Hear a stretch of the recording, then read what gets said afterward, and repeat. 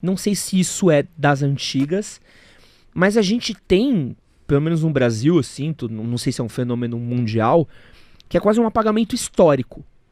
Eu não você é um cara que fala muito de história, assim, dá pra ver que você tem uma bagagem muito grande pelos seus tweets, pelo seu conteúdo, mas eu sinto que às vezes a gente tá tendo uma discussão, parece que a pessoa não lembra de 20 anos atrás.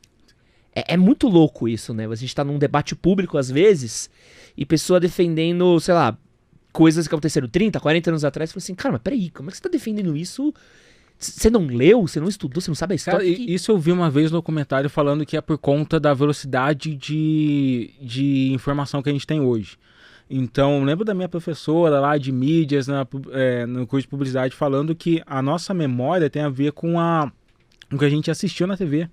Então, se eu te perguntar, por exemplo, do 11 de setembro, você vai lembrar do jornal que você estava assistindo.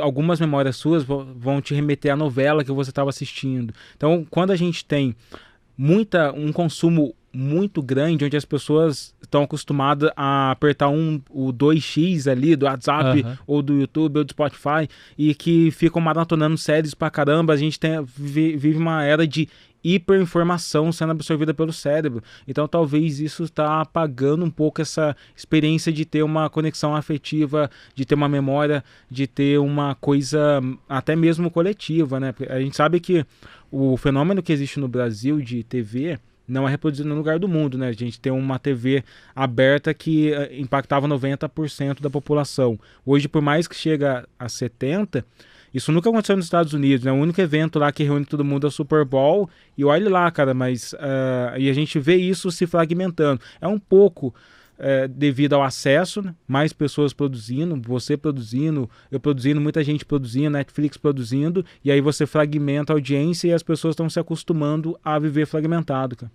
Não, e a gente também esquece...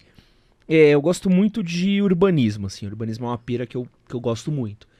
E dá pra ver que parte da existência da cidade de São Paulo é muito por causa desse apagamento histórico.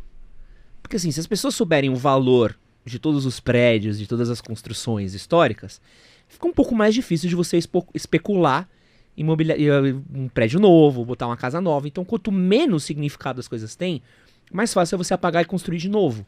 Exatamente, mas é importante lembrar, Edson, que o apagamento histórico no Brasil foi um projeto político, que foi da ditadura. Porque enquanto existiu a ditadura no país, o professor não poderia dar uma aula livre de história, sabe? Até hoje a gente tem grupos de extrema-direita querendo apagar as memórias da ditadura. Você vê que recentemente foi exposto 10 mil horas de áudio dos generais, tudo falando sobre as torturas, sabe? E quanto tempo isso demorou para acontecer, sabe? Então a gente teve um período onde durante a ditadura você não poderia ensinar, por exemplo, que o Brasil foi o maior centro de eugenia da América Latina.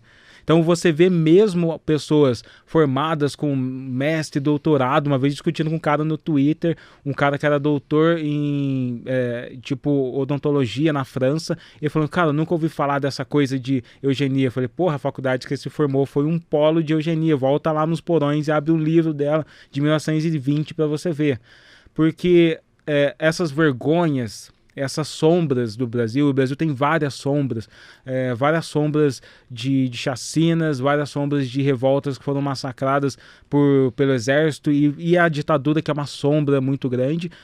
Foi um período onde não podia se discutir, não podia se produzir abertamente. Então tem muita produção de história que começou a acontecer depois da década de 90. E aí você pode ver, por exemplo, um livro que é História Geral da África, que só foi chegar no Brasil em 2013, né? Que foi quando o ministro, se não me engano, era Haddad e tal, ele, como ministro, trouxe esse livro para o nosso país, tá ligado? Mas entre 2013 e 2022 é uma caminhada para ver se alguém consegue ver, ler essa informação. Aquela lei de poder ensinar sobre a cultura indígena vem de 2011. Então a gente é um país muito recente na discussão de história ainda. Não, e mesmo, cara, e você falou só da parte ruim da história, você entende esse apagamento. Eu quero falar aqui de uma parte boa da história que eu não entendo o apagamento. Vou dar um exemplo pra você, o Pacaembu. Não sei se você gosta de futebol. Ah, mais ou menos. Cara, Pacaembu, assim, é um estádio do caralho pra quem gosta de futebol. É um puta de um estádio, é um templo. Você vê, a campanha do Corinthians na Libertadores foi feita no Pacaembu, palco de clássicos de time, meu time, porque o Palmeiras jogou muito tempo no Pacaembu, era pra ser um rolê que a gente ia e falar assim, caralho, é o Pacaembu. Parte do Pacaembu foi demolida pra construir um shopping. Eita.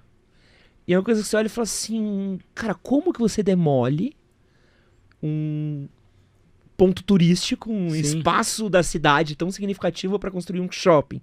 E ao mesmo tempo, a mesma pessoa que idealiza isso, a mesma família de construtores, de donos de imobiliária que fazem isso, de oligarcas, da porra toda que comanda São Paulo, é a mesma galera que vai pra Europa, pisa em Paris e fala, ai, Paris é linda, né? Porque que investe, né? Você teve aí o Museu do Rio de Janeiro que pegou fogo e você não tinha os milionários brasileiros colocando dinheiro no Brasil, mas doando pra Londres. Pra Catedral de Notre Dame que pegou fogo. Pois é, cara. É meio louco isso, né? É porque assim, aí a gente vai entrar no que o Gessé Souza chama de elite do atraso. A gente tem uma elite brasileira que é muito endinheirada, mas que não investe. Porque nos Estados Unidos, os milionários, você vê tipo Jay-Z, Rihanna e até os milionários brancos, existe uma cultura de, eu gosto dessa faculdade, eu vou construir uma ala dessa faculdade, vou fazer essa faculdade acontecer, vou dar bolsa para outras pessoas, eu gosto dessa cidade, vou construir um grande centro, assim. Então você vê os próprios milionários tendo essa coisa Center. De vou fazer acontecer, tá ligado? Rockefeller Center é isso, né? O Brasil não tem isso, cara. Os caras daqui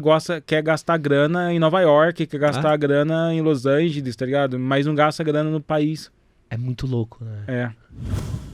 Esse que você acabou de assistir foi um corte do nosso podcast com o Ale Santos. Se você quiser assistir ao episódio completo, vou deixar ele aqui do lado, junto com um outro vídeo que com certeza você vai gostar. E não esquece de se inscrever aqui no Cortes do MHM. Valeu!